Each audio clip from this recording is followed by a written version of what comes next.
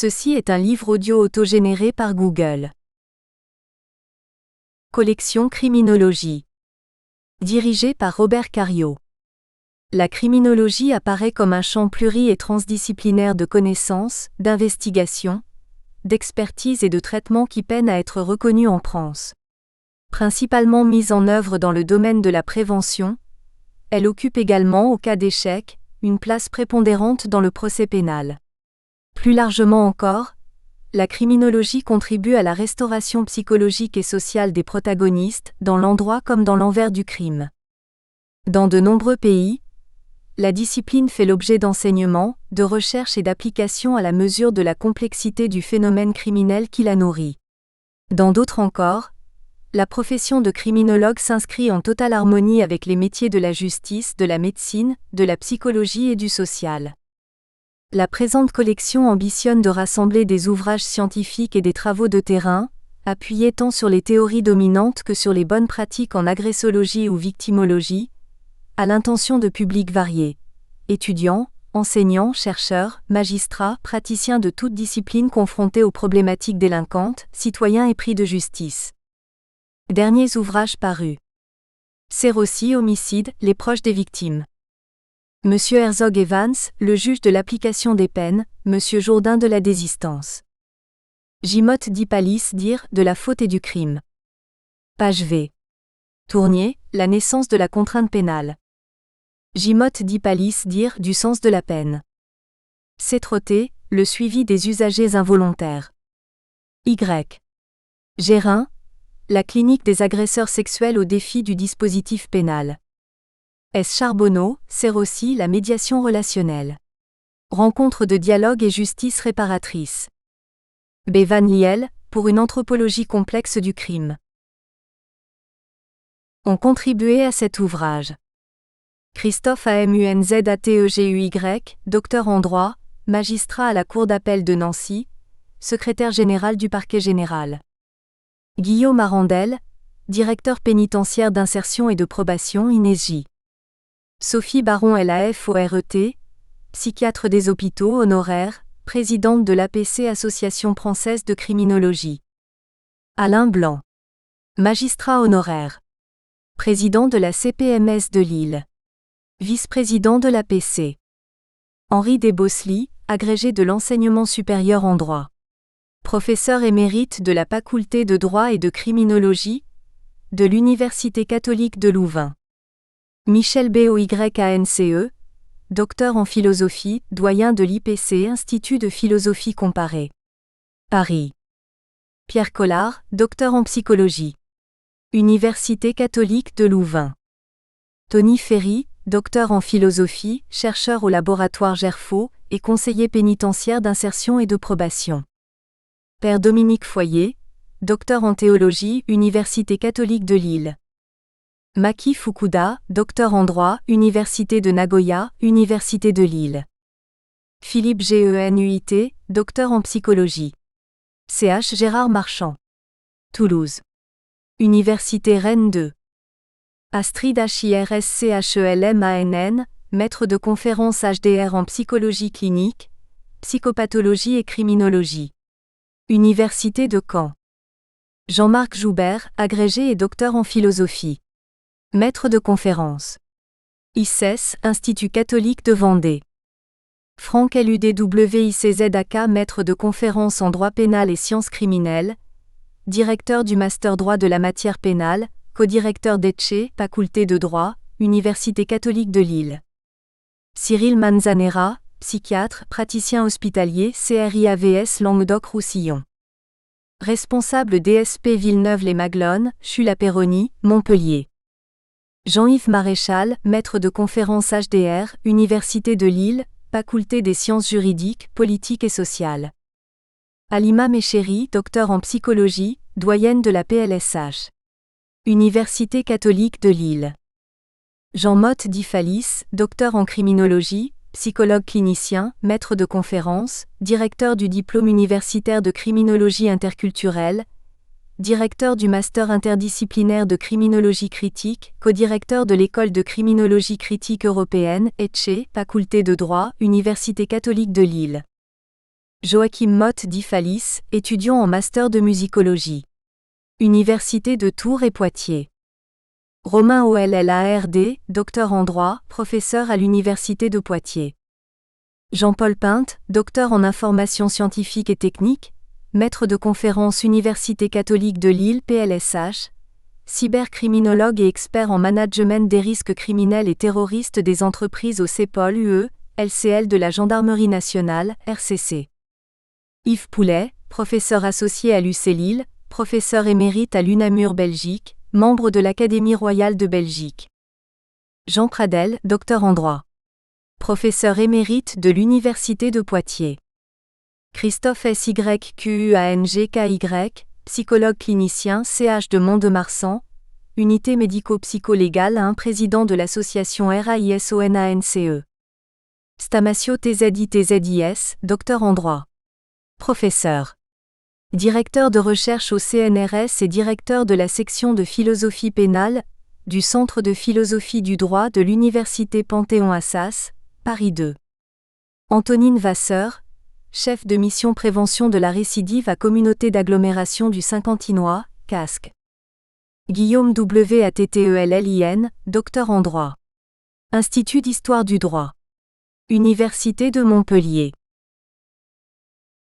En guise d'introduction. Le destin, fatalité de la répétition et incertitude de la grâce. Jean Mott GLW Pallis.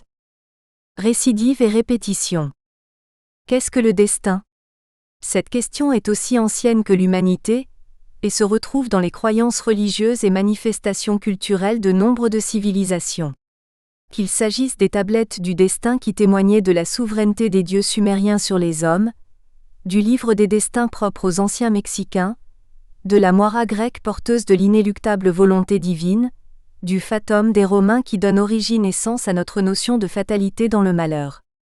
Ces diverses croyances et expressions ne semblent-elles pas affirmer le poids du déterminisme sur le genre humain ? Pour répondre à cette question liminaire, il nous faut faire retour aux racines de cette dernière notion et de ses significations, tant dans les registres de l'inconscient personnel que dans ceux de la conscience individuelle, de la conscience sociale et finalement dans la portée d'un inconscient collectif supportant et alimentant les autres états de cette chaîne. Cet inconscient collectif pourrait-il alors ouvrir sens à un possible indéterminisme, à une forme de gratuité ? Il apparaît ainsi tout particulièrement pertinent d'étudier la notion de répétition, comprise comme synonyme de celle de récidive, pour éclairer ce questionnement. Au regard de l'inconscient personnel. Pour la psychanalyse et dans le propos de Freud, la répétition est la façon de faire exister dans le présent le refoulé, ce dont le sujet ne peut se remémorer. En cela, la répétition consiste dans le retour d'expériences passées sans possibilité de plaisir. Freud y a vu ainsi la réactualisation d'un vécu traumatique, tel que dans la névrose traumatique. La compulsion de répétition dans le langage psychanalytique apparaît donc comme plus originelle et plus élémentaire, comme plus pulsionnelle aussi que le principe de plaisir. Freud écrivait de la sorte: les manifestations d'une compulsion de répétition présentent à un haut degré le caractère pulsionnel et là où elles s'opposent au principe de plaisir, le caractère démoniaque. Ce qui équivaut à lui attribuer un caractère forcené, hors la loi et immoral, aussi bien que mécanique et déterministe. La théorie des pulsions de Zondi, également appelée théorie du destin, ouvre cependant d'autres perspectives. Elle renvoie en effet tout d'abord à l'hypothèse du fondement génétique de l'organisation pulsionnelle, en raison de l'influence émergente des gènes allèles récessifs, en même temps qu'à celle d'une maturation et d'un développement psychique en mesure de l'organisation structurelle des pulsions. On retrouve donc, dans la théorie zondienne des pulsions, cette notion fondamentale de dualité déjà présente dans la théorie freudienne. Dès lors, la compulsion de répétition se comprend comme l'agent de liaison entre le principe de plaisir et le principe de réalité. La répétition constitue en effet le moyen de différer la satisfaction de la pulsion, pour la rendre compatible avec le principe de réalité et les exigences du moi. En cela, cette même répétition correspond à un travail de mise en acte symbolique de la perte-séparation, d'un vécu désagréable pour un gain de plaisir dans la récupération par le jeu. C'est toute la signification que retire Freud de l'observation du jeu du fort d'A, auquel s'adonne l'enfant avec la bobine de fil qu'il fait rouler sous le meuble puis récupère, en symbolisant de la sorte la disparition et le retour de la présence maternelle. La répétition est ainsi définie comme la transformation du besoin en tendance pulsionnelle, lesquelles sont sous-jacentes à la normalité aussi bien qu'à la pathologie et à la socialisation. Zondi distingue 16 tendances pulsionnelles, principalement passives ou actives, donnant forme à la transformation et à la répétition des pulsions qui justifient les choix par attirance ou par répulsion, par acceptation ou par refus. Il parle alors d'un choix destinal inconscient qui équivaut au pouvoir actif du moi, se dégageant du besoin. De ce fait, la répétition du choix pulsionnel ainsi compris présente un caractère d'indéterminisme, donc contraire à la fatalité évoquée plus avant. Au regard de la conscience individuelle. La compréhension de la notion de répétition trouve ici son prolongement dans celle de la perception, pour y trouver toute sa portée au regard de la formation de la conscience et de la pensée. Il faut se souvenir de Condillac qui soutenait que nos sens nous renseignent seuls sur le réel, se trouvant de la sorte, par le biais des perceptions et de leurs associations, à la base du moi d'habitude puis du moi de réflexion. La répétition des perceptions ouvre donc à la définition de l'imagination. Pour Husserl, imaginer signifie être ailleurs et dans le même temps être dans l'ici de la perception. L'imagination correspond dès lors à un acte sensible se rapportant à un objet sensible, l'image, mais visant ce qui s'absente en elle, à savoir l'objet image. Husserl la comprend ainsi comme le faire comme si l'objet était présent et répété. L'imagination équivaut à la réactualisation de la conscience de ce qui a été vécu et perdu, au contact de l'objet. On peut donc voir en elle la répétition et la conversion de l'absence de cet objet, en la présence de son image. En cela, l'imagination est une répétition objectivante et donc déterminante. Néanmoins, on peut aussi voir dans l'imagination un libre et riche retournement du manque, de l'absence de l'objet, en profusion fantastique. Elle est en cela répétition et modification constante du contenu de conscience.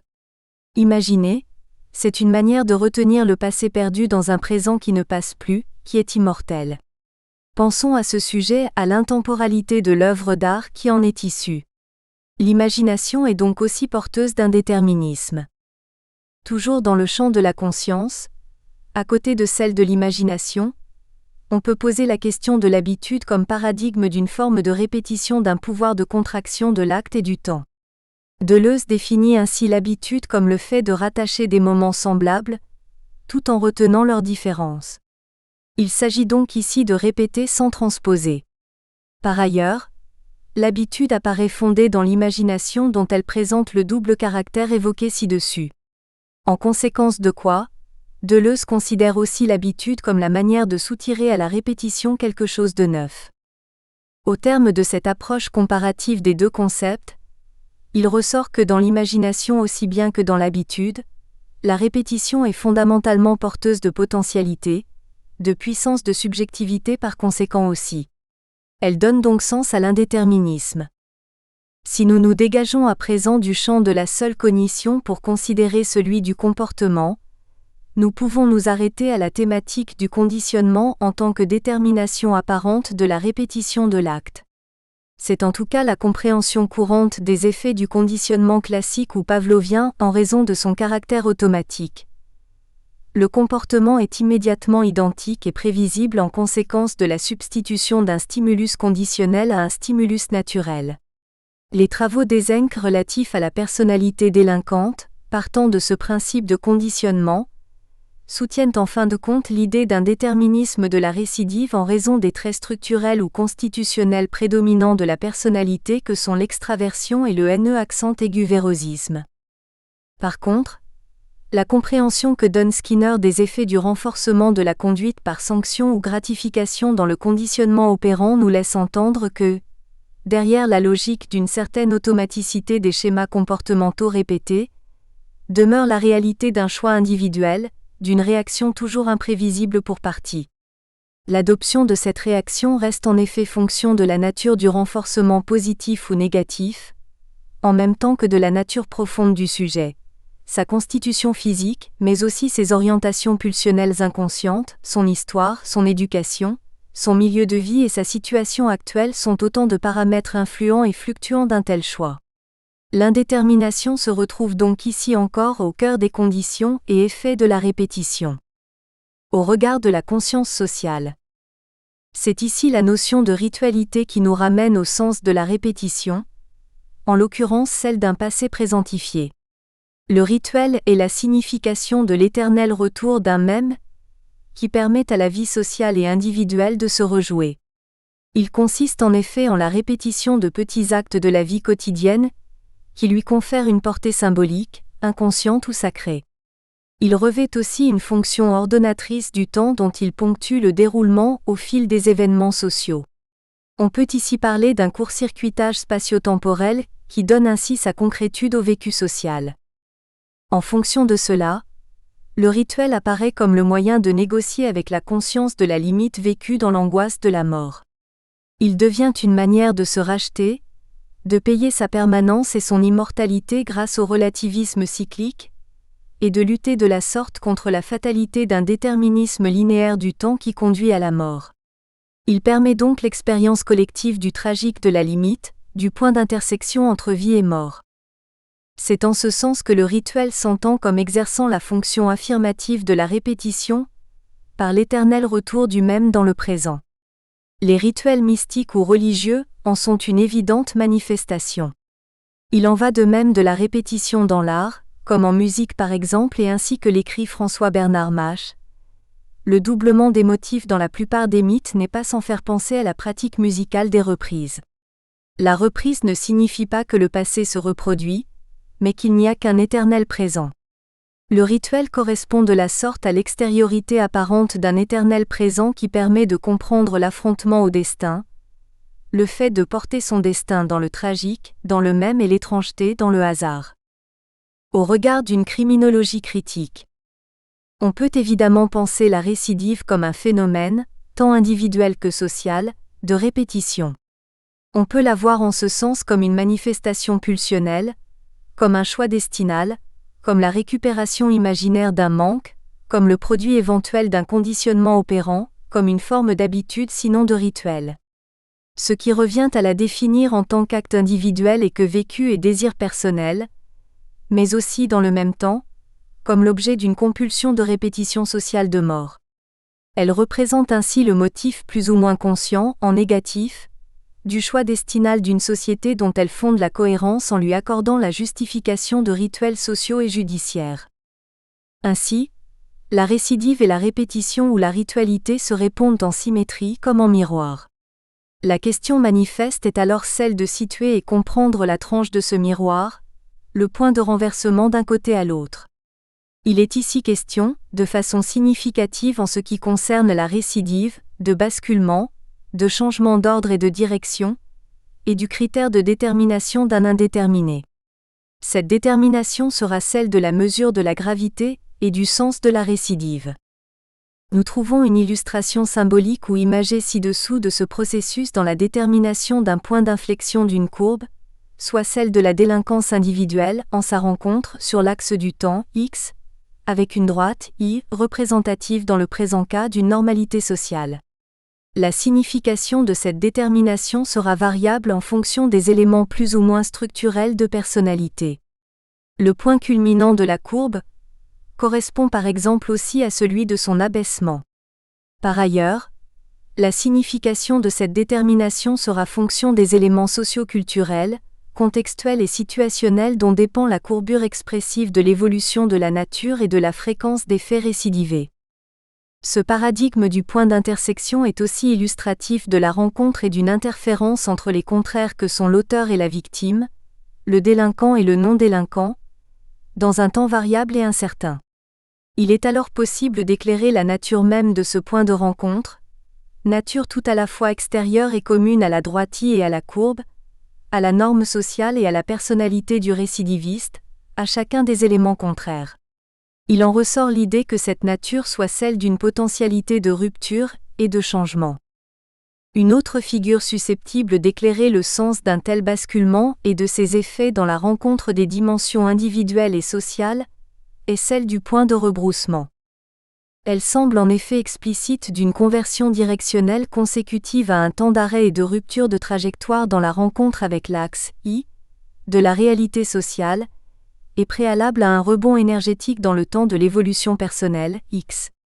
Elle implique en effet l'idée d'une nécessaire limite fonctionnelle, représentation symbolique de la loi et de la norme, en même temps que celle de l'importance spécifique d'un point d'impact renversant et inversant.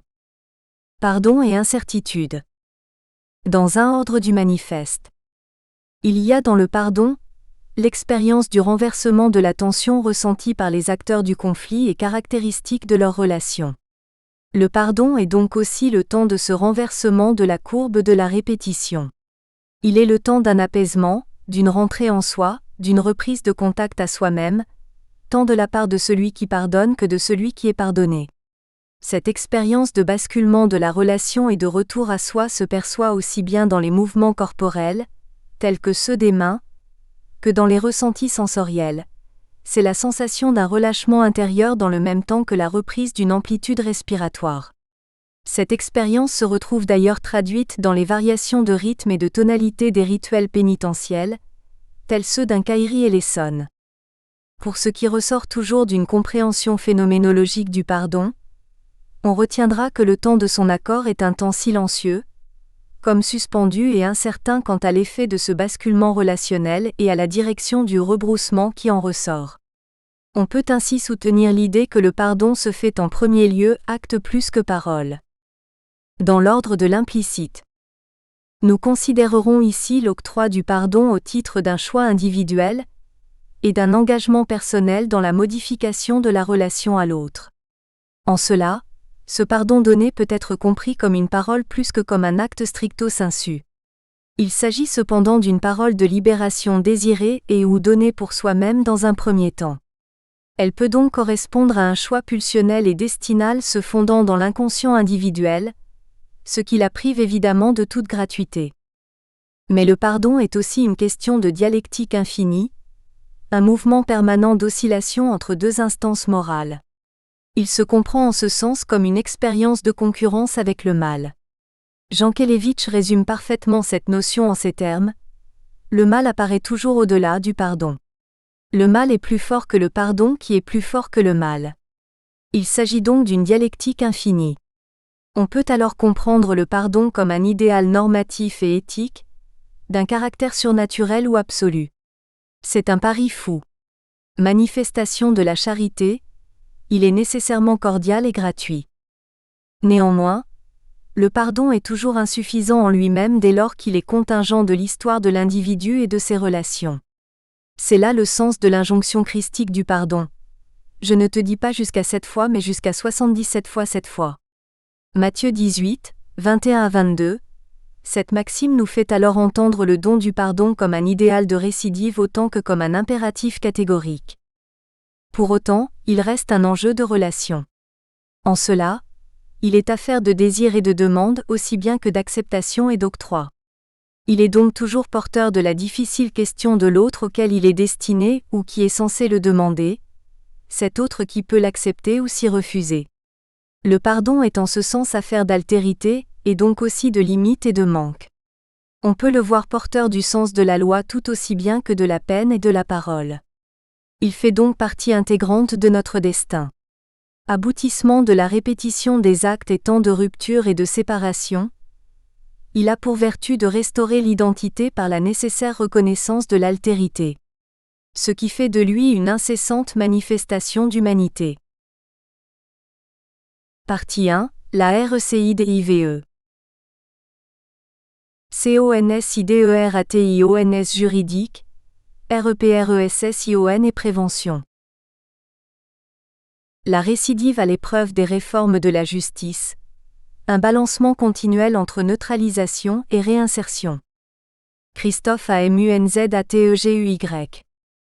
La récidive est un phénomène lié à l'évaluation des politiques pénales, à son efficacité et plus généralement à celle de la justice.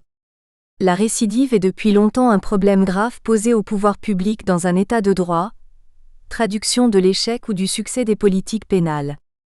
Réforme après réforme, la lutte et la prévention de la récidive sont un sujet majeur. Hommes politiques et gouvernements déploient leurs forces et redoublent de créativité, dans cette lutte devenue une véritable obsession créatrice, exacerbée notamment par l'émergence et la consécration d'un nouvel acteur judiciaire, la victime.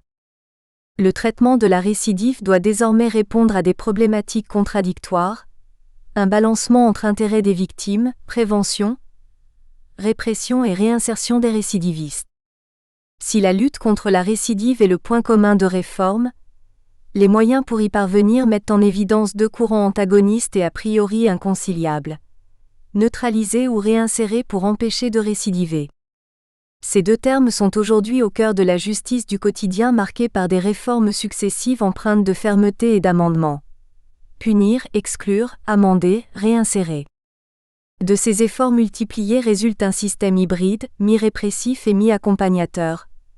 Car l'un et l'autre sont certes inconciliables mais nécessaires. Ce balancement marque irrémédiablement le traitement de la récidive et met en évidence que ces deux courants ne peuvent exister l'un sans l'autre. Le choix n'a jamais été fait et ne peut l'être car il faudra toujours rechercher à éviter que le délinquant bascule dans la récidive, que le condamné exécute une juste peine, que le récidiviste sorte un jour du milieu carcéral. Un balancement législatif. Les années 2000 sont marquées par une tendance à la neutralisation. Ce mouvement s'est par la suite sensiblement inversé. La loi du 10 août 2007 renforçant la lutte contre la récidive des majeurs et des mineurs instaure des peines minimales d'emprisonnement, également appelées peines planchers, applicables aux majeurs comme aux mineurs de plus de 13 ans récidivistes. Le choix du traitement de la récidive par la neutralisation des auteurs est ainsi érigé au rang de priorité. En quasi-réponse, la loi du 15 août 2014 relative à l'individualisation des peines et renforçant l'efficacité des sanctions pénales affiche clairement sa contradiction avec la loi du 10 août 2007. Si la récidive demeure un sujet majeur, cette réforme pénale issue d'une conférence de consensus est empreinte d'un humanisme fort en érigeant l'individualisation de la peine, le suivi renforcé en milieu ouvert, l'accompagnement des fins de peine et le prononcé de peines alternatives à la prison adaptées au parcours des individus comme principes fondamentaux afin de donner un sens aux peines et ainsi lutter efficacement contre la récidive. La lutte contre la récidive à travers l'alourdissement des peines n'est plus, les peines planchers sont supprimées. Un balancement dans l'exercice de l'action publique. Il est acquis que le traitement renforcé des actes de délinquance en état de récidive se traduit bien souvent par le recours, pour le ministère public à des procédures et des peines dites fortes. Comparution immédiate, aggravation des peines requises. Cette fermeté se traduit également par la multiplication des peines complémentaires qu'il est désormais possible de requérir et de prononcer. L'objectif est alors d'éviter à la personne condamnée en plus de sa peine, de récidiver, des mesures de prévention par la sanction. Dans le même temps, le ministère public est aujourd'hui engagé dans des dispositifs et des expérimentations de prévention de la récidive et non seulement de sanction de celle-ci. À ce titre, le dispositif de l'accompagnement individuel renforcé, afin de rechercher une meilleure prévention de la récidive pour des délinquants multiréitérants, est un dispositif destiné à mettre en place une nouvelle méthode de prise en charge des délinquants avec l'objectif de dévier ces derniers du parcours dans lequel ils se sont ancrés. La récidive est ainsi abordée bien en amont du potentiel parcours délinquant, par une place de plus en plus importante donnée au traitement des addictions et des personnes atteintes de troubles. Prévenir au lieu de punir. Un balancement de l'exécution de la peine. Le droit de l'application des peines oscille entre les objectifs de rétribution, réinsertion et neutralisation des personnes condamnées. Ainsi, la loi pénitentiaire du 24 novembre 2009, dans son article préliminaire, assigne à la peine la fonction de concilier, la protection de la société, la sanction du condamné et les intérêts de la victime avec la nécessité de préparer l'insertion ou la réinsertion de la personne détenue afin de lui permettre de mener une vie responsable et de prévenir la commission de nouvelles infractions. Ainsi, réforme après réforme, l'application des peines doit désormais à la fois permettre la réinsertion des délinquants et en même temps les neutraliser pour mieux prévenir la récidive, un balancement continuel. De manière à encourager le reclassement des condamnés, le législateur prévoit que des réductions de la durée de la peine viennent récompenser ceux qui feront preuve d'efforts de réadaptation sociale. À ces crédits de bonne conduite viennent s'ajouter les réductions de peines supplémentaires, que le juge d'application des peines peut accorder aux condamnés récidivistes ou non récidivistes. En outre, les peines se caractérisent par une très grande diversité de modalités d'exécution afin de favoriser la réinsertion des personnes condamnées, mesures spécialement destinées à éviter leur désocialisation ou à faciliter leur résocialisation. Par ailleurs, l'exécution des peines prévoit expressément comme mode d'aménagement la libération anticipée du condamné sous condition d'une bonne conduite pendant le temps séparant la date de sa libération de la date d'expiration de la peine, mesure particulièrement favorable, dont l'objectif est un retour progressif à la liberté. Parallèlement à ce mouvement d'amendement et de réinsertion, la conception de l'exécution des peines émergeait à la fin des années 70, selon laquelle le meilleur moyen de prévenir la récidive et de maintenir enfermés les criminels les plus dangereux n'a pas pour autant disparu voire s'est renforcé. À ce titre, la période de sûreté instituée en 1978 demeure un rempart contre l'effritement de la peine en faisant échec à toute mesure d'indulgence. Ainsi, pendant sa durée, aucun aménagement de la peine n'est possible.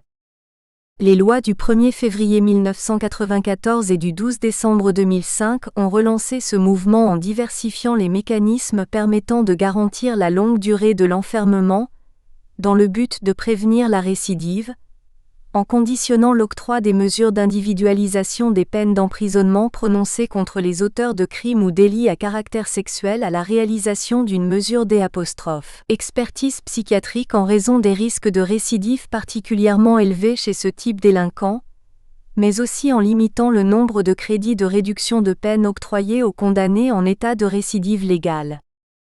Les lois du 12 décembre 2005 et du 25 février 2008 ont ajouté aux fonctions modernes de la peine, la fonction de neutralisation des condamnés dangereux. Elles ont ainsi instauré pas moins de 4 mesures de sûreté nouvelles, destinées à renforcer la prévention de la récidive par la neutralisation du délinquant. Ainsi, la surveillance judiciaire des personnes dangereuses et le placement sous surveillance électronique mobile imposent des obligations après libération pour la période correspondant à l'octroi de réduction de peine. La rétention de sûreté afin de prévenir la récidive des condamnés jugés particulièrement dangereux impose à l'issue de l'exécution de sa peine par le condamné un placement en centres sociaux, médico-judiciaires de sûreté. Enfin, la surveillance de sûreté impose des obligations aux personnes condamnées considérées comme particulièrement dangereuses dans le but de prévenir la récidive. L'exécution de la peine est ainsi aujourd'hui marquée par une très grande diversité voire une confusion de mesures reflétant un tiraillement constant entre recherche de résocialisation du délinquant, mais aussi réaffirmation de la fermeté de la sanction afin de lui redonner son sens premier, celui de punir et d'intimider.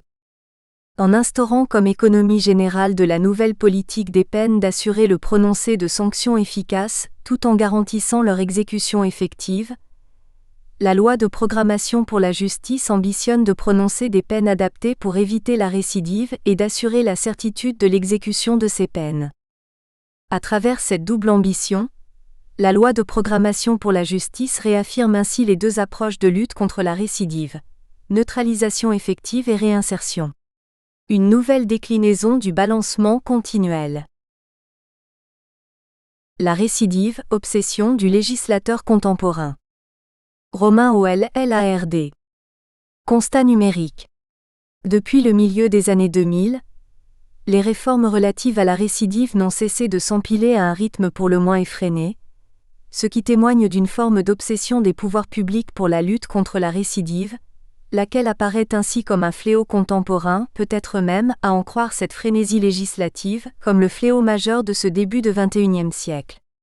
L'intitulé même des lois en porte témoignage, que l'on songe à la loi du 12 décembre 2005, la première du genre, relative au traitement de la récidive des infractions pénales, à la loi du 10 août 2007 relative à la récidive des majeurs et des mineurs, ou encore à celle du 10 mars 2010 tendant à amoindrir le risque de récidive criminelle. Et au-delà des lois qui comportent explicitement le terme récidive dans leur libellé même, D'autres en font un objectif majeur qui laisse apostrophe. Agissent de la loi du 5 mars 2007 relative à la prévention de la délinquance, de la très symbolique loi du 25 février 2008 qui institue notamment la rétention de sûreté destinée à lutter contre la récidive des individus dangereux par un enfermement potentiellement perpétuel ou, enfin, de la loi du 15 août 2014 relative à l'individualisation des peines et renforçant l'efficacité des sanctions pénales, souvent dite loi Taubira. Constat d'impuissance. Cette litanie de textes, dont certains se succèdent à quelques mois d'intervalle seulement, pourrait d'abord témoigner de façon paradoxale d'une forme d'impuissance des pouvoirs publics à endiguer le fléau. Ce besoin constant de remettre l'ouvrage sur le métier, en modifiant continuellement l'existant, pourrait en effet attester en creux d'une certaine inefficacité des moyens déployés, sans cesse repensés, même si ici peut-être plus qu'ailleurs, la loi a souvent tendance à recourir à cet art qui consiste à mettre du vin nouveau dans de vieilles outres. Constat des offensivité. Par-delà leur contenu, les lois anti-récidives traduisent surtout une forme d'affichage politique. Devenu un enjeu électoral majeur qui occupe depuis plusieurs années le devant de la scène médiatique, la lutte contre la récidive a en effet progressivement intégré le discours politique. Aussi bien, les lois anti-récidives contiennent-elles un message à peine voilé adressé à la population, qui s'attache à montrer, aussi ostensiblement que possible, que les pouvoirs publics prennent le problème à bras-le-corps en déployant leurs efforts et leurs ressources, tant juridiques qu'humaines, pour endiguer le fléau dans une dynamique résolument offensive. L'examen des travaux préparatoires montre d'ailleurs que la plupart des lois récentes font suite à un fait divers fortement médiatisé, toujours le même, à savoir la commission d'une nouvelle infraction par un individu, à peine sorti de détention. Les lois anti-récidives participent ainsi d'une forme de législation en temps réel, édictée en réaction à l'émotion suscitée par un fait divers dans l'opinion publique. Concept protéiforme. Un tel affichage politique transparaît d'ailleurs dans l'intitulé même des lois car la notion de récidive y est entendue, non point en un sens strictement juridique, mais au sens courant du terme. Selon une première signification technique étroite, la récidive obéit en effet à des conditions strictes qui exigent la commission d'une seconde infraction, d'une certaine nature et dans un certain délai, après une condamnation définitive pour une première infraction. Or, dans l'intitulé des lois éponymes, la récidive est comprise au sens courant du terme, comme impliquant simplement la répétition d'infractions par un même auteur, quelle qu'en soit la nature ou la fréquence. C'est précisément cette conception large que, jadis, la Conférence de consensus pour la prévention de la récidive choisit de retenir pour guider ses travaux. Le terme récidive est employé dans son acception commune et non juridique. Elle concerne les personnes ayant déjà commis une infraction et qui en commettent une nouvelle. Au sein même des textes gouvernant le droit de la peine, le même terme de récidive obéit à une définition différente, suivant que la loi entend envisager sa répression ou sa prévention.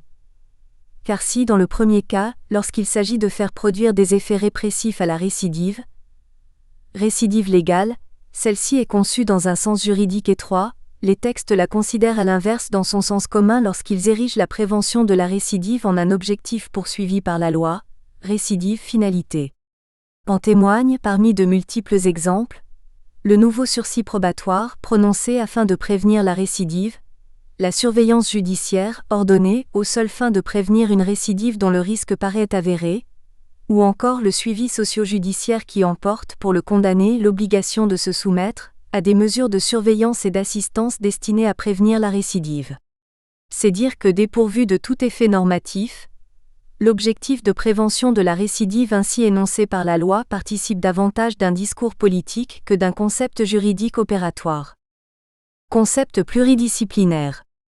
Quoique la définition large de la récidive, plus sociologique que juridique, puisse a priori séduire par son ouverture, elle est à peu près vide de sens d'un point de vue scientifique dès lors que l'on peut y ranger des situations très diverses qui correspondent à des réalités criminologiques elles-mêmes différentes. En caricaturant, pourrait par exemple y entrer la situation dans laquelle un individu commet un excès de vitesse et 10, 20 ou 30 ans plus tard, un vol. Là réside peut-être le paradoxe du concept de récidive qui, bien que renvoyant fondamentalement à une réalité juridique, à laquelle sont attachés des effets répressifs, n'intéresse pas seulement les juristes, mais encore tout aussi bien les sociologues, les psychologues, les historiens, les journalistes, les politiques.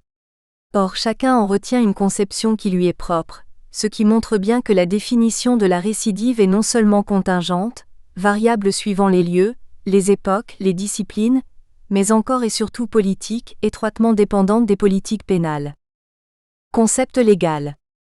Épousant la logique de la loi, que cette étude cherche précisément à déceler, c'est toutefois cette définition large de la récidive qui sera retenue, ce qui permet d'inclure, au-delà de la récidive stricto sensu, la réitération applicable par défaut lorsque les conditions de la récidive légale ne sont pas remplies. En revanche, le concours réel d'infraction n'obéit pas à la même logique car s'il implique, comme la récidive, une répétition d'infractions, il s'en distingue en ce qu'il n'implique pas, entre les infractions commises, une condamnation pénale définitive, ce qui justifie un effet répressif plus limité. En définitive, au sens de cette étude, le critère de la récidive réside dans l'existence d'un avertissement préalable par la justice, lorsque les infractions répétées, ou susceptibles de l'être, sont séparées entre elles par une condamnation définitive. Réaction, entre répression et prévention. Or, pour lutter contre le phénomène de la récidive, ainsi entendu, le législateur contemporain a décidé de multiplier les armes de réaction, en agissant aussi bien sur la répression du délinquant récidiviste, envisagé en tant que personne, dans sa dimension individuelle, qu'en agissant sur la prévention de la récidive, envisagée comme phénomène criminel.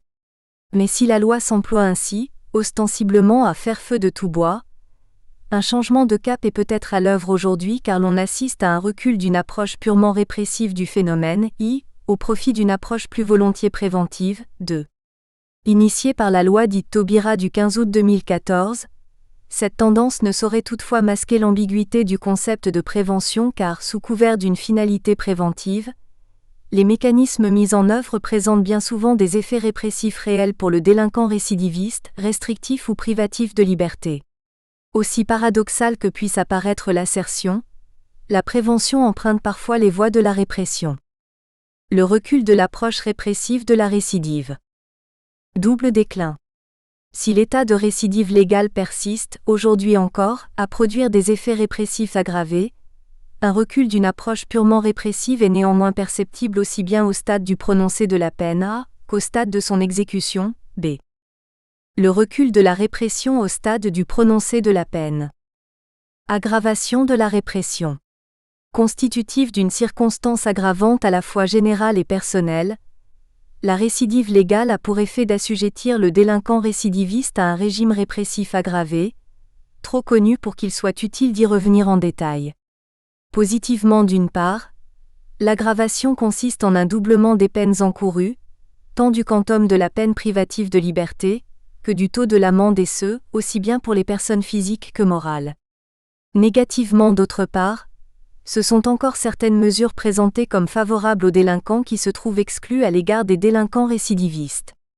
Ainsi, pour ne prendre qu'un exemple récent, le nouveau sursis probatoire créé par la loi n° 2019-A222 du 23 mars 2019 de programmation 2018 à 2022 et de réforme pour la justice, est-il exclu à l'encontre d'une personne ayant déjà fait objet de 2 condamnations assorties du sursis probatoire pour des délits identiques ou assimilés, et se trouvant en état de récidive légale. Aggravation facultative de la répression. À la différence de la réitération pour laquelle le cumul des peines est obligatoire, l'aggravation de la répression demeure toutefois facultative en matière de récidive. Il résulte en effet de l'article 132-16-5 du Code pénal que l'état de récidive légale peut être relevé d'office par la juridiction de jugement même lorsqu'il n'est pas mentionné dans l'acte de poursuite. De sorte que le constat de l'état de récidive est une simple faculté offerte au juge, qui n'est nullement tenu de le constater. Aussi bien, pourrait-il être tentant dans un premier mouvement, d'en déduire que le principe de personnalité des peines vient atténuer la rigueur de la répression à l'égard du récidiviste en ce sens qu'il ne serait pas soumis à une aggravation de plein droit, mécanique et automatique. La déduction serait toutefois hâtive dès lors que les juges sont tenus de statuer sur l'état de récidive lorsque celui-ci est mentionné dans l'acte de poursuite, de sorte que la dynamique de la récidive appartient en définitive au ministère public, maîtrise de la question au cours des débats judiciaires. Il n'en demeure pas moins que, selon une saine répartition des compétences, les juges du siège, quoique tenus de statuer sur l'état de récidive, restent libres quant au choix de la peine effectivement prononcée à l'encontre du délinquant récidiviste, dès lors que l'aggravation ne concerne que les seules peines encourues. Maîtrise de la réponse. Abrogation des peines planchers. La solution tranche avec l'ancien système des peines planchers, aujourd'hui abrogé, qui avait été introduit par la loi du 10 août 2007 relative à la récidive des majeurs et des mineurs. Cette loi avait en effet instauré des seuils minimaux, les peines planchers, au-dessous desquels le juge ne pouvait en principe descendre dès lors qu'un état de récidive légale était constaté. Le juge ne pouvait en réalité prononcer une peine inférieure à ces seuils que par exception, au prix d'une motivation spéciale fondée sur un triple critère, non cumulatif, tenant aux circonstances de commission de l'infraction, à la personnalité de son auteur ou aux garanties d'insertion ou de réinsertion qu'il présentait, ce qui renvoyait en réalité essentiellement au risque de récidive. Sans doute était-il excessif de considérer, comme le faisait la conférence de consensus, que le mécanisme était directement contraire au principe d'individualisation des peines dès lors qu'il était toujours loisible au juge d'écarter les seuils fixés en motivant spécialement sa décision. Pour autant, en supprimant le système des peines planchers, la loi Taubira du 15 août 2014 qui s'est employée à faire la chasse à tous les mécanismes automatiques de prononcé ou d'aggravation des peines, est venue restaurer la pleine faculté d'appréciation du juge dans la détermination de la sanction, ce qui témoigne d'un recul certain de la répression pour les délinquants récidivistes, plus perceptible encore au stade de l'exécution des peines. Le recul de la répression au stade de l'exécution de la peine. Ancien régime dérogatoire répressif. Classiquement, les règles relatives à l'exécution des peines, qui visent tant à la réinsertion du condamné qu'à la prévention de la récidive, subissaient atténuation et aménagement lorsque le délinquant était en état de récidive, qui se trouvait ainsi soumis à un régime répressif renforcé. Au plan temporel d'une part, de la même façon que la semi-liberté et le placement à l'extérieur étaient accordés plus tardivement aux récidivistes, la libération conditionnelle subissait un aménagement temporel qui se traduisait tant par des délais d'octroi plus longs que par un temps d'épreuve allongé. Au plan matériel d'autre part, les crédits de réduction de peine accordés aux condamnés récidivistes étaient quantitativement moins importants. C'était encore, plus radicalement, le bénéfice même de certains aménagements de peine qui leur étaient refusés. Ce corpus de règles, spécifiquement applicable aux délinquants récidivistes, témoignait indubitablement d'un régime dérogatoire, dans le sens d'une sévérité accrue. Déclin du régime dérogatoire répressif. Or, un tel régime dérogatoire est assurément en déclin aujourd'hui puisqu'il n'existe plus guère que deux spécificités répressives en matière de récidive. L'une tenant à l'octroi de la libération conditionnelle, pour laquelle le temps de l'épreuve reste allongé, l'autre tenant au crédit de réduction de peine qui peuvent être retirés en cas de nouvelle condamnation pour une infraction commise après la libération. Pour le reste, le régime de l'exécution des peines fonctionne globalement à l'identique, spécialement s'agissant des aménagements de peine qui peuvent désormais bénéficier aux condamnés en état de récidive.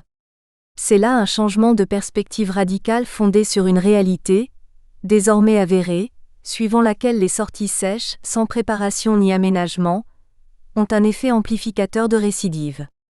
Aussi bien, en excluant les récidivistes du bénéfice des aménagements de peine, la loi instituait une situation pour le moins paradoxale dans laquelle les individus les plus sujets au risque de récidive étaient exclus des dispositifs les plus à même de l'enrayer. La loi en a pris acte, en faisant disparaître ce qui pouvait apparaître comme une anomalie fondée sur une approche aveuglément répressive de la récidive, qui décline au profit d'une approche plus volontiers préventive. L'essor de la prévention de la récidive. Double voie. Protéiforme, la prévention de la récidive, aujourd'hui privilégiée, peut emprunter non seulement la voie de la peine, A, mais encore de façon plus évidente, celle des mesures de sûreté, B. Mais quelle que soit la technique mobilisée, la finalité préventive des mécanismes anti-récidive ici envisagés ne saurait masquer l'aggravation, réelle, du sort des délinquants récidivistes. La prévention de récidive par la peine. Recul de la peine privative de liberté. Quoiqu'a priori surprenant, le recours à la technique de la peine peut participer de la prévention de la récidive dès lors que l'on assiste aujourd'hui à un recul de la peine privative de liberté, volontiers rétributive, au profit d'autres types de peines, davantage tournées vers la résocialisation et donc, plus loin, vers la prévention de la récidive. Amorcé par la loi pénitentiaire du 24 novembre 2009, ce mouvement contemporain de défiance à l'égard de la peine privative de liberté, valant tant à l'égard des délinquants primaires que des récidivistes, marque une volonté de rompre avec le système du tout carcéral, pour des raisons ambivalentes tenant tant à la lutte contre la surpopulation carcérale qu'à l'objectif de résocialisation des personnes condamnées dès lors que les peines privatives de liberté, spécialement les courtes peines, sont jugées contre-productives en matière de récidive. Aussi bien, au plan théorique tout au moins, le recours à l'emprisonnement ferme apparaît-il aujourd'hui subsidiaire, même à l'égard des délinquants récidivistes, dès lors que le juge ne peut prononcer une peine d'emprisonnement sans sursis, qu'en dernier recours si la gravité de l'infraction et la personnalité de son auteur rendent cette peine nécessaire, si toute autre sanction est manifestement inadéquate, et seulement après avoir spécialement motivé le choix de cette peine. Cette volonté législative de s'opposer au prononcé sec de la peine privative de liberté s'est encore amplifiée avec la loi Taubira du 15 août 2014, qui encourage, là encore par une obligation de motivation spéciale, les mesures d'aménagement immédiat de la peine privative de liberté, AB initiaux, dès leur prononcé, semi-liberté, placement à l'extérieur, placement sous surveillance électronique, etc. Multiplication des peines complémentaires et alternatives à l'emprisonnement. Délaissée comme reine des peines, la peine privative de liberté est ainsi concurrencée, selon un système de vases communicants, par la multiplication tant des peines complémentaires que des alternatives à l'emprisonnement, conçues comme des peines de substitution pouvant être prononcées en ces lieux et places sans qu'aucune hiérarchie ne soit instaurée entre elles. Or, ces peines, alternatives ou complémentaires, sont tournées moins vers la rétribution du condamné que vers sa résocialisation, qu'il s'agisse par exemple du travail d'intérêt général, de l'obligation d'accomplir un stage ou encore de l'injonction de soins. De façon plus significative encore, est-il possible de citer pour s'en tenir aux peines les plus récentes, tant la contrainte pénale, qui abrogée, aura donc peu vécu, que son avatar constitué par le nouveau sursis probatoire. Animées d'une même idéologie, ces deux mesures constituent des peines effectuées en milieu ouvert, au sein de la communauté, afin d'éviter toute forme de désocialisation, comportant des obligations et des interdictions à la charge de la personne condamnée, obligation de formation ou de travail, de réparer le préjudice subi, injonction de soins, etc. Sans doute ces deux types de mesures ne créent-elles pas à proprement parler, au plan substantiel, d'obligations nouvelles à la charge du probationnaire puisqu'elles existent déjà par ailleurs, notamment en tant que peine alternative. Elles se distinguent néanmoins des peines classiques en ce qu'elles instaurent un suivi renforcé de l'évolution de la personne condamnée, régulièrement évaluée par le service pénitentiaire d'insertion et de probation afin de permettre, le cas échéant, l'adaptation des obligations mises à sa charge. Contrairement aux peines classiques qui n'organisent qu'une simple surveillance de la personne condamnée, ces mesures, évolutives et modulables, prétendent instaurer un accompagnement socio-éducatif individualisé, afin de prévenir la récidive en favorisant l'insertion ou la réinsertion de la personne. C'est là une autre philosophie du droit de la peine qui entend désormais, aussi, punir dehors. La prévention de la récidive par les mesures de sûreté. Appréhension de l'avenir. Plus classiquement, la prévention de la récidive sera encore recherchée par la technique de la mesure de sûreté, tournée davantage vers l'avenir, pour éviter la réitération d'infractions, que vers la passée, aux fins de rétribution de l'infraction commise. La prévention pourra alors emprunter trois voies principales, suivant qu'elle est fondée graduellement, sur la surveillance, le soin ou la neutralisation du condamné. Prévention de la récidive par la surveillance. La prévention de la récidive pourra d'abord prendre les traits d'une surveillance du condamné, soit physique, par la mise à sa charge d'obligations d'hum contrôlées, soit technologique, avec le développement contemporain de la surveillance électronique.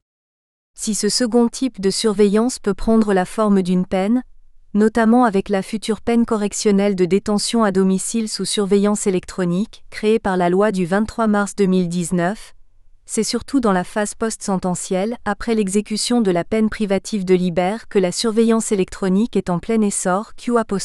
Elle soit prononcée au titre de la surveillance de sûreté ou de la surveillance judiciaire, après la libération du condamné, c'est-à-dire à titre de mesure de sûreté aux fins de prévenir une récidive dont le risque paraît avéré. Prévention de la récidive par le soin. La prévention de la récidive pourra encore être fondée sur le soin, par le recours, toujours plus fréquent, à une injonction thérapeutique ou à une injonction de soins, susceptible d'être prononcée dans différents cadres, qu'il s'agisse d'une libération conditionnelle, d'une surveillance judiciaire, d'une surveillance de sûreté ou d'un suivi socio-judiciaire. Fondée sur des expertises médicales, qui se prononcent sur l'opportunité d'une injonction de soins, de tels dispositifs témoignent d'une forme de médicalisation du droit de la peine prenant appui sur le concept de dangerosité criminologique, entendu comme la probabilité qu'un individu condamné commette une nouvelle infraction, ce qui montre bien que la prise en charge médicale des délinquants est essentiellement destinée à prévenir la récidive. Prévention de la récidive par la neutralisation. À un dernier degré enfin, la prévention de la récidive pourra emprunter, plus radicalement, la voie d'une neutralisation de l'individu identifié comme dangereux au plan criminologique en ce sens qu'il présente un risque élevé de récidive. En plein essor, cette fonction de neutralisation est duale quant à sa forme puisqu'elle pourra prendre les traits soit d'un traitement médical, comme en témoignent les traitements inhibiteurs de libido introduits par la loi du 2 mars 2010 tendant à amoindrir le risque de récidive criminelle, soit la figure d'un enfermement potentiellement perpétuel. Fondé moins sur les concepts de responsabilité et de culpabilité que sur celui de dangerosité, les mesures privatives de liberté dont il s'agit présentent alors la spécificité de se développer en dehors de la matière pénale stricto sensu. D'une part, dans la sphère extra-pénale, alors que l'hospitalisation d'office était traditionnellement décidée par l'autorité administrative, le juge pénal est désormais lui aussi compétent, depuis la loi du 25 février 2008, pour prononcer certaines mesures de sûreté en cas de déclaration d'irresponsabilité pénale pour cause de trouble mental. Ainsi peut-il notamment décider d'une hospitalisation d'office lorsqu'il est établi que les troubles mentaux de l'intéressé nécessitent des soins et compromettent la sûreté des personnes ou portent atteinte, de façon grave, à l'ordre public, bref lorsque l'individu est jugé dangereux. D'autre part et surtout, dans la sphère post-pénale, post-sententielle tout au moins, la très symbolique rétention de sûreté peut être décidée par la juridiction régionale de rétention de sûreté à l'encontre d'une personne condamnée pour une infraction grave, lorsqu'elle présente encore, après l'exécution de sa peine, une particulière dangerosité caractérisée par une probabilité très élevée de récidive parce qu'elle souffre d'un trouble grave de la personnalité. La mesure est ambivalente car si elle repose sur le soin, ainsi qu'en atteste la prise en charge médicale, sociale et psychologique de l'individu dans un centre socio-médico-judiciaire de sûreté, elle poursuit également une fonction de neutralisation de l'état dangereux. Créant la possibilité d'un enfermement perpétuel, cette peine après la peine, selon une expression plus parlante que juridique, est en effet indéfiniment renouvelable puisque la privation de liberté peut durer tant que perdure la dangerosité de l'individu, laquelle est évaluée annuellement. Concept central de dangerosité. Omniprésente, tant au stade de l'exécution de la peine qu'au stade post-sententiel, la dangerosité irrigue désormais tout le droit de la peine, spécialement la lutte contre la récidive, qu'il s'agisse de sa prévention par la surveillance, par le soin ou par la neutralisation. Obsédé par l'objectif sécuritaire, le législateur contemporain a progressivement placé la dangerosité au cœur des préoccupations du droit pénal alors pourtant qu'elle demeure un concept incertain, aussi bien dans sa définition que surtout dans son évaluation. Si le phénomène traduit, l'analyse a été maintes fois menée, une psychiatrisation du droit pénal avec une forme de transfert de compétences au profit du pouvoir médical, les experts en viennent à assumer, par le vecteur de l'évaluation de la dangerosité une fonction pour le moins périlleuse, de diagnostiqueur, et peut-être plus encore, de protecteur public contre individu dangereux, un peu comme jadis les médecins qui plaçaient en quarantaine les personnes porteuses de maladies contagieuses. C'est qu'en effet, si la dangerosité a progressivement intégré les textes juridiques, comme pivot technique des mesures de sûreté, Elle n'est pourtant pas une concept spécifiquement juridique. Notion purement fonctionnelle, mise au service d'une politique criminelle qui entend prévenir la récidive par la neutralisation des grands criminels, elle témoigne d'une réaction sociale qui change de nature pour reposer moins sur les principes rétributifs de responsabilité et de culpabilité que sur un diagnostic engageant à l'apostrophe avenir, par nature même incertain. Concept central de prévention. L'on assiste ainsi à un basculement d'une justice, classiquement, rétributive vers une justice prédictive qui prétend embrasser l'avenir car ce qui est désormais attendu de la justice pénale, ce n'est plus seulement de punir des comportements dangereux mais de prévenir un passage à l'acte par un diagnostic de dangerosité. Cette fonction préventive de la loi pénale doit toutefois être bien comprise tant la notion de prévention est ambiguë, voire un brin trompeuse. Sans doute les mesures de sûreté peuvent-elles bien apparaître préventives dans leur finalité, puisqu'il s'agit à travers elles, de se prémunir pour l'avenir contre le risque de récidive, en surveillant l'individu, en le soumettant à des soins ou en le privant de liberté.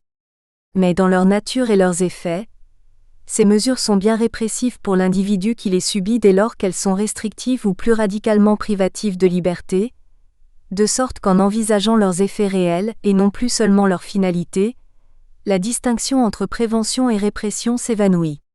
Aussi paradoxale que puisse apparaître l'assertion, la prévention peut se faire répressive, au moins lorsqu'elle prend les traits, non point d'une simple surveillance du sujet, mais d'une neutralisation de l'individu identifié comme dangereux. C'est d'ailleurs en ce sens que se sont prononcés, de concert, le Conseil constitutionnel et la Cour européenne des droits de l'homme en décidant de soumettre la rétention de sûreté au principe de non-rétroactivité de la loi pénale, la considérant ainsi non point comme une mesure de sûreté, mais comme une peine au regard de ses effets réels.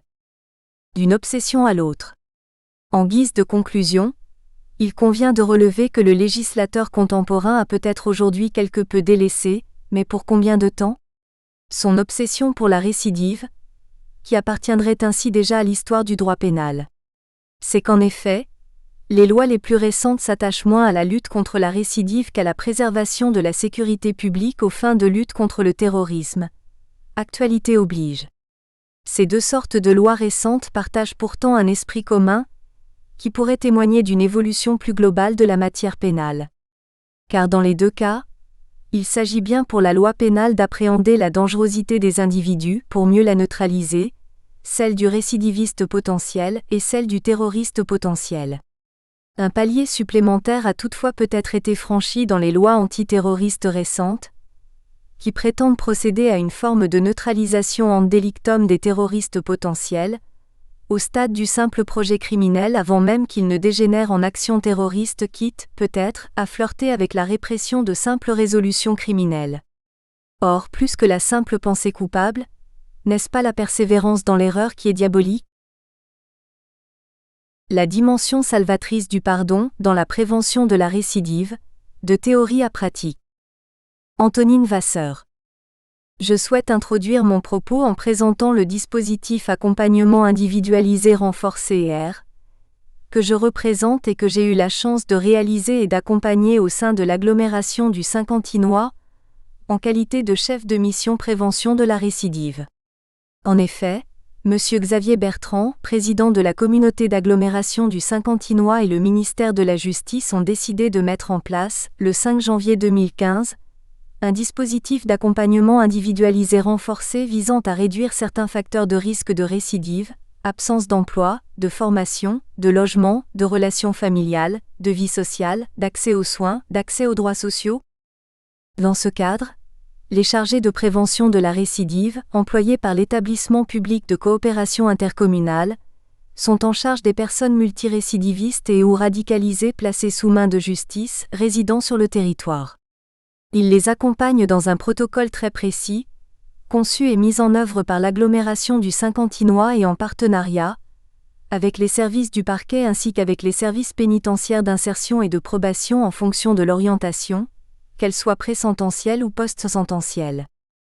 Au cours de ces 5 années, j'ai pu rencontrer plus d'une centaine de profils parfois très différents les uns des autres. Nous traitons parfois des délits mais aussi parfois des crimes. Chaque personne rencontrée au sein de ce dispositif expérimental a fait l'objet d'une prise en charge personnalisée, et nous avons accordé tout le temps nécessaire à la reconstruction de ces personnes en état de délinquance et au parcours de vie tumultueux, aux épreuves individuelles jusqu'ici parfois insurmontables.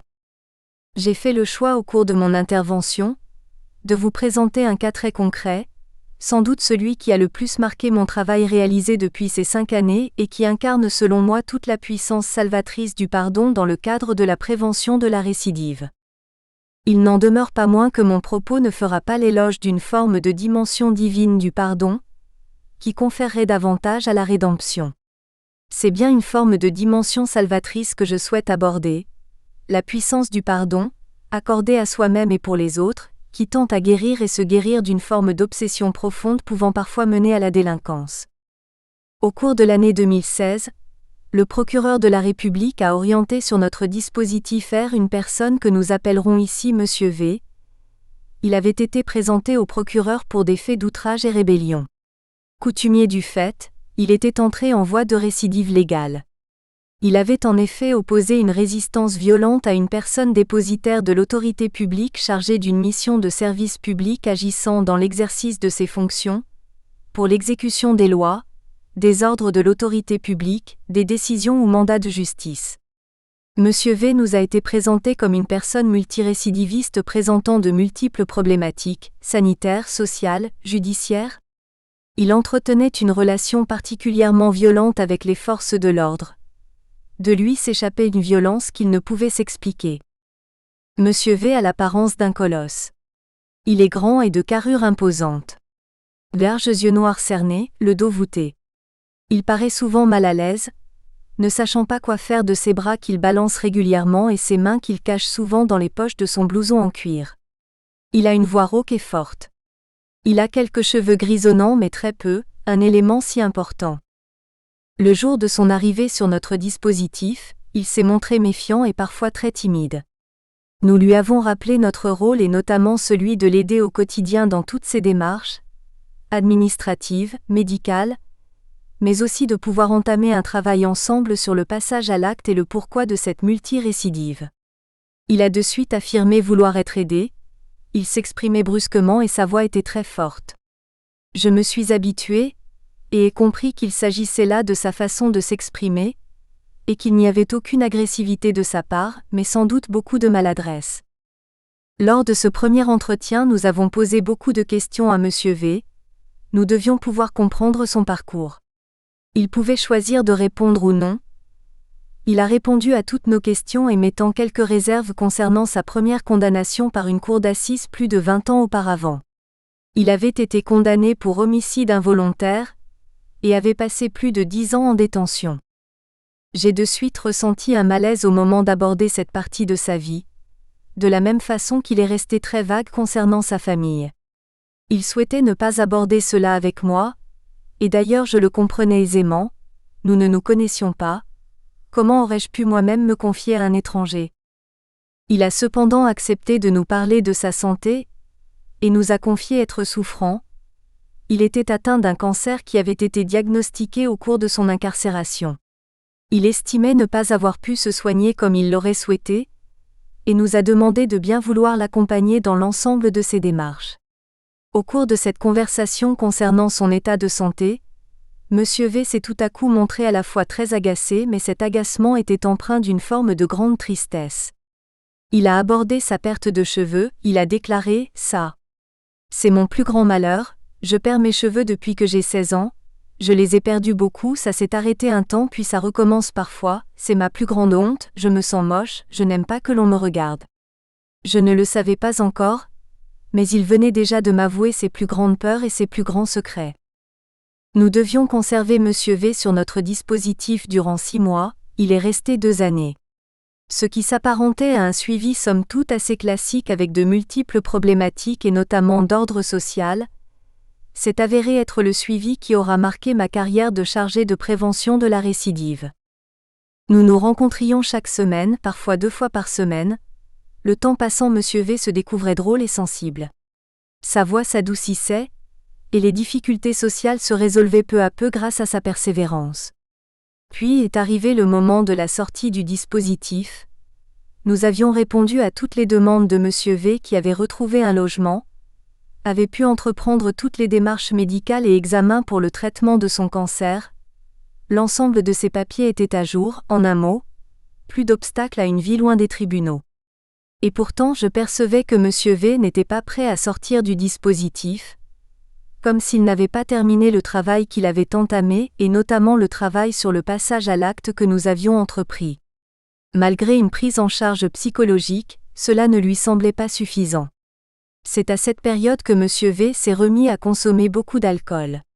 Alors même que nous venions de trouver des solutions à l'ensemble des problèmes qu'il avait lui-même listés, il s'avérait que cette personne ne s'était sans doute jamais sentie plus vulnérable.